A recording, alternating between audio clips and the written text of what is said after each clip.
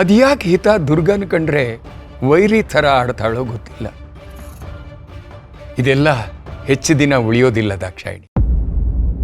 ಮತ್ತೆ ಹಿತ ದುರ್ಗನ ಒಪ್ಕೋತಾಳೆ. ಅವರಿಬ್ಬರ ಸಂಬಂಧ ಮೊದಲಿಗಿಂತಲೂ ಗಟ್ಟಿಯಾಗತ್ತೆ. ನೋಡ್ತಾ ಇರು. ನೀನೇನು ಯೋಚನೆ ಮಾಡಬೇಡ ದಾಕ್ಷಾಯಿಣಿ.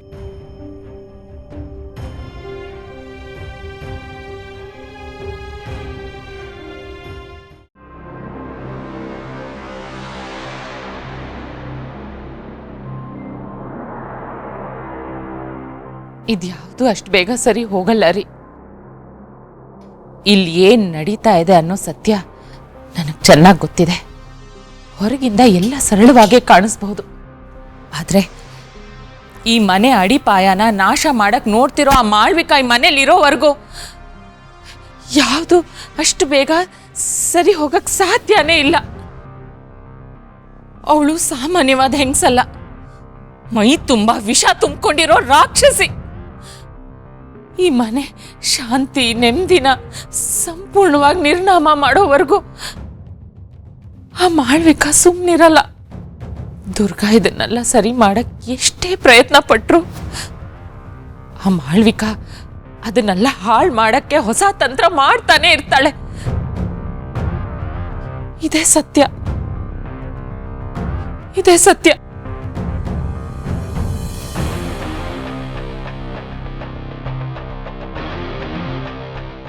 ಮಂಜರಿಯಮ್ಮ ಹೇಳಿ, ಈಗ ನಾವೇನ್ ಮಾಡೋದು? ಆ ದೇವಿ ನಮ್ಮ ಎಲ್ಲ ತಂತ್ರವನ್ನು ಹಾಳು ಮಾಡಿದಾಳೆ. ಹೌದು, ಆ ದೇವಿ ಸಾಮಾನ್ಯಳಲ್ಲ. ಅವಳನ್ನ ಮೀರಿ ನಮ್ಮ ಕಾರ್ಯ ಸಾಧನೆ ಮಾಡೋದು ಅಷ್ಟು ಸುಲಭವೂ ಅಲ್ಲ. ಏನ್ ಹೇಳ್ತಾ ಇದ್ದೀರಮ್ಮ? ಅಂದ್ರೆ ನಾವು ಪ್ರತಿ ಸರ್ತಿನೂ ಹೀಗೆ ಸೋತು ಸುಣ್ಣ ಆಗ್ತಾನೆ ಇರ್ಬೇಕಾ? ಇಲ್ಲಮ್ಮ, ಇಲ್ಲ, ಇನ್ನು ಸಾಧ್ಯ ಇಲ್ಲ. ಈ ಅಪಮಾನನ ನಾನು ಸಹಿಸೋದಿಲ್ಲ. ಇನ್ನು ಒಂದು ಕ್ಷಣದಲ್ಲಿ ನಮ್ಮ ಕಾರ್ಯ ಸಾಧನೆ ಆಗೋಗ್ತಾ ಇತ್ತು. ಅಷ್ಟರಲ್ಲಿ ಅವಳು ಬಂದು ಎಲ್ಲವನ್ನು ನಾಶ ಮಾಡಿದಾಳೆ. ಇದಕ್ಕೆ ಈಗ್ಲೇ ಪ್ರತಿತಂತ್ರ ಹೂಡ್ಲೇಬೇಕು. ಹೇಳಿ ಅಮ್ಮ, ಇದಕ್ಕೆ ನಾನು ಏನ್ ಮಾಡ್ಲಿ? ಹೇಳಿ ಅಮ್ಮ. ಮಾಳವಿಕಾ, ಸ್ವಲ್ಪ ಶಾಂತರಾಗು. ನಿನ್ನ ಈ ಅವಸರ ಮತ್ತು ಕೋಪವೇ ನಮ್ಮ ಎಲ್ಲಾ ಕೆಲಸಗಳನ್ನು ಕೆಡಿಸುತ್ತಿರುವುದು. ಈಗ ನಾವು ಕೇವಲ ಕೋಪದಿಂದ ನಿರ್ಧಾರ ತಗೊಳ್ಳುವ ಸಮಯ ಅಲ್ಲ. ಕಣ್ಣು ಮುಚ್ಚಿ ಹೆಜ್ಜೆ ಇಟ್ಟರೆ ನಾವೇ ಹೆಣದ ಬಲೆಯಲ್ಲಿ ನಾವೇ ಬೀಳಬೇಕಾಗುತ್ತದೆ. ನಮಗೀಗ ನಮ್ಮ ಹಳೆಯ ಯೋಜನೆಯನ್ನು ಸಂಪೂರ್ಣವಾಗಿ ಬದಲಾಯಿಸುವ ಸಮಯ ಬಂದಿದೆ. ಯೋಜನೆಯ ಬದಲಾವಣೆ ಅಂದ್ರೆ ಅಮ್ಮ, ನೀವು ಹೇಳ್ತಾ ಇರೋದು ಹಿತ ಆತ್ಮವನ್ನ ಬಂಧಿಸೋ ಕೆಲಸನ ನಾವೀಗ ಕೈ ಬಿಡ್ಬೇಕಾ? ಅಲ್ಲಮ್ಮ, ಹಿತ ಆತ್ಮವನ್ನ ಬಂಧಿಸೋದಕ್ಕಿಂತ ದೊಡ್ಡ ಕೆಲಸ ನಮ್ಗಿನ್ನೇನಿದೆ? ಅಲ್ಲೇ ನೀನು ಎಡವುತ್ತಿರುವುದು ಮಾಳವಿಕಾ. ಹಿತಾಳ ಮೇಲೆ ದಾಳಿ ಮಾಡುವುದು ನಮಗೆ ಕಷ್ಟದ ಕೆಲಸವೇನೂ ಅಲ್ಲ. ಆದರೆ ತಕ್ಷಣಕ್ಕೆ ಅವಳ ತಂಟೆಗೆ ಹೋದರೆ ಇಡೀ ಕುಟುಂಬ, ವಿಶೇಷವಾಗಿ ದುರ್ಗಾ, ನಮ್ಮ ಮೇಲೆ ಅನುಮಾನ ಪಡುತ್ತಾಳೆ. ಹಿತಾಳ ಮೇಲೆ ಮತ್ತೆ ದಾಳಿ ಮಾಡುವ ಮುನ್ನ ನಾವು ಅದಕ್ಕಿಂತಲೂ ಮುಖ್ಯವಾದ ಈ ಇಡೀ ಕುಟುಂಬದ ಬೆನ್ನೆಲುಬನ್ನೇ ಮುರಿಯುವಂತಹ ಮತ್ತೊಂದನ್ನು ನಮ್ಮ ವಶಪಡಿಸಿಕೊಳ್ಳಬೇಕಾಗಿದೆ. ಅದನ್ನು ನಮ್ಮದಾಗಿಸಿಕೊಂಡರೆ ಹಿತ ಮಾತ್ರ ಅಲ್ಲ, ಆ ದೇವಿ ಕೂಡ ನಮ್ಮ ಕಾಲು ಬುಡಕ್ಕೆ ಬಂದು ಬೀಳುತ್ತಾಳೆ. ಅಂಥದ್ದೇನಮ್ಮ? ಶ್ರೀಚಕ್ರ. ಶ್ರೀಚಕ್ರ?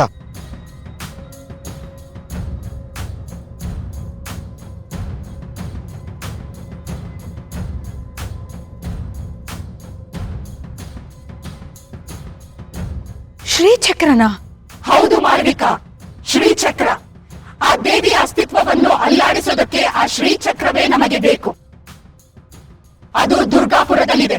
ಅದು ಆ ದೇವಿಯ ಬಳಿ ಇರುವವರೆಗೂ ನಾವೇನೇ ಮಾಡಿದರೂ ಅವಳ ಸಾಮರ್ಥ್ಯ ಕುಗ್ಗುವುದಿಲ್ಲ.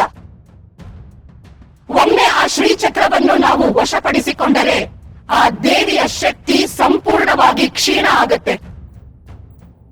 ಆಮೇಲೆ ಆ ಕುಟುಂಬದ ರಕ್ಷಣೆ ಅವಳಿಂದ ಅಸಾಧ್ಯ. ಅದಕ್ಕೆ ಈಗ ನಮ್ಮ ಗುರಿ ಹಿತ ಅಲ್ಲ, ಶ್ರೀಚಕ್ರ.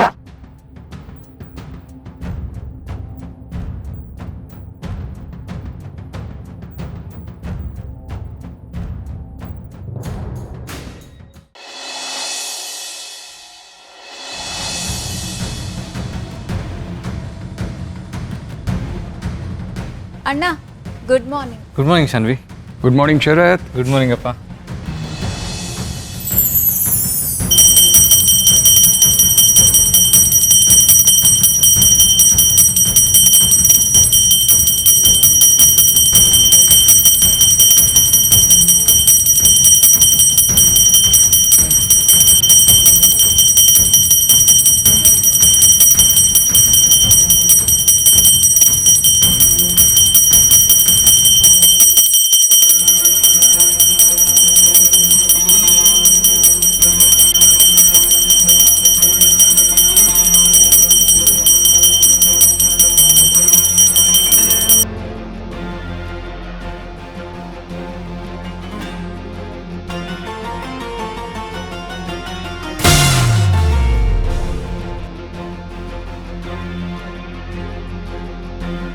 ದುರ್ಗಾ,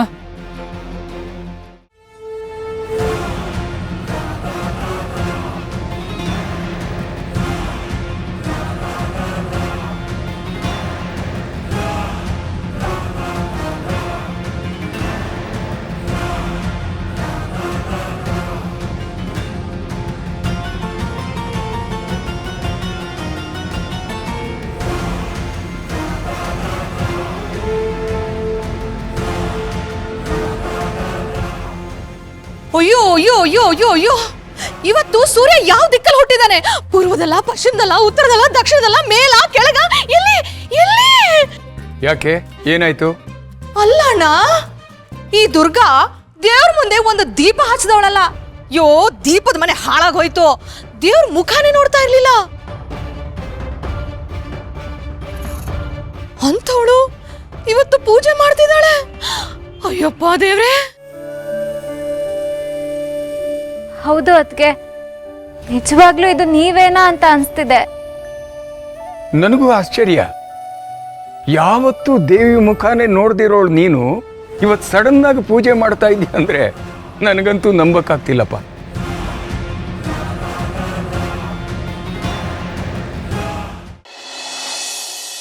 ದುರ್ಗಾ ತಾಯಿನ ಪೂಜೆ ಮಾಡ್ತಿದ್ದಾಳೆ ಅಂದ್ರೆ ನನಗೆ ನಂಬಕ್ಕೆ ಆಗ್ತಿಲ್ಲ, ಜೊತೆಗೆ ಖುಷಿನೂ ಆಗ್ತಿದೆ. ಇಷ್ಟು ವರ್ಷ ಆ ತಾಯಿ ಮೇಲೆ ಹಾಗೆ ಸಾಧಿಸ್ತಿದ್ದವಳು ಇವತ್ತು ತಾಯಿನ ಒಪ್ಕೊಂಡಿದ್ದಾಳೆ ಅಂದ್ರೆ ಇದೊಂದು ದೊಡ್ಡ ಪವಾಡನೆ. ನಿಮ್ಮೆಲ್ರಿಗೂ ನನ್ನ ನೋಡಿ ಆಶ್ಚರ್ಯ ಆಗೋದು ಸಹಜನೇ. ಇಷ್ಟು ವರ್ಷ ನಾನು ಆ ತಾಯಿನ ಕಣ್ಣೆತ್ತು ನೋಡಿರ್ಲಿಲ್ಲ. ಅದಕ್ಕೆ ಕಾರಣ ಇತ್ತು. ಇವಾಗ ನಾನು ಈ ರೀತಿ ಬದಲಾಗೋದಕ್ಕೂ ಕಾರಣ ಇದೆ.